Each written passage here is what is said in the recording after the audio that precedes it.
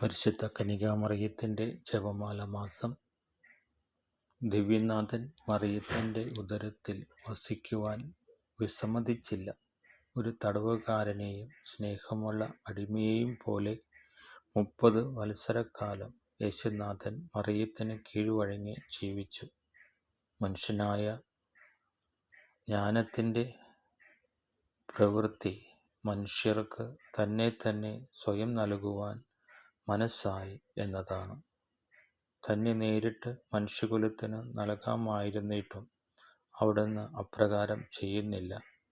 മറിയം വഴി അത് നിർവഹിക്കണം. അതായിരുന്നു അവിടുത്തെ തിരുമനസ്സ്.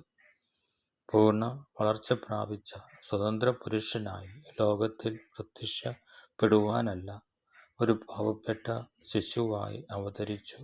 മറിയത്തിന് കീഴ്പ്പെട്ടു ജീവിച്ചു. തൻ്റെ പിതാവിനെ അവിടുന്ന് മഹത്വപ്പെടുത്തി.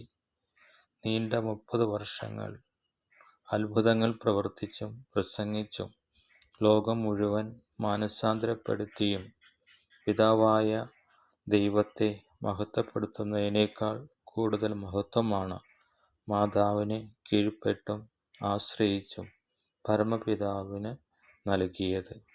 മറിയത്തിന് നമ്മെ തന്നെ സമർപ്പിക്കുമ്പോൾ ദൈവത്തെ നാം മഹത്വപ്പെടുത്തുന്നു. പരിശുദ്ധ മറിയമേ, ആനന്ദിച്ചാലും 1000 പ്രാവശ്യം ആനന്ദിച്ചാലും. നന്മ നിറഞ്ഞ മറിയമേ സ്വസ്തി, കർത്താവ് അങ്ങയോടു കൂടെ സ്ത്രീകളിൽ അങ്ങ് അനുഗ്രഹിക്കപ്പെട്ടവളാവുന്നു. അങ്ങയുടെ ഉദരത്തിന് ഫലമായി ഈശോ അനുഗ്രഹിക്കപ്പെട്ടവനാവുന്നു.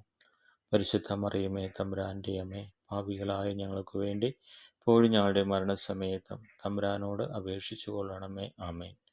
പിതാവിനും പുത്രനും പരിശുദ്ധാത്മാവിനും സ്തുതി, ആദിയിലെ പോലെ ഇപ്പോഴും എപ്പോഴും എന്നേക്കും. ആമേൻ.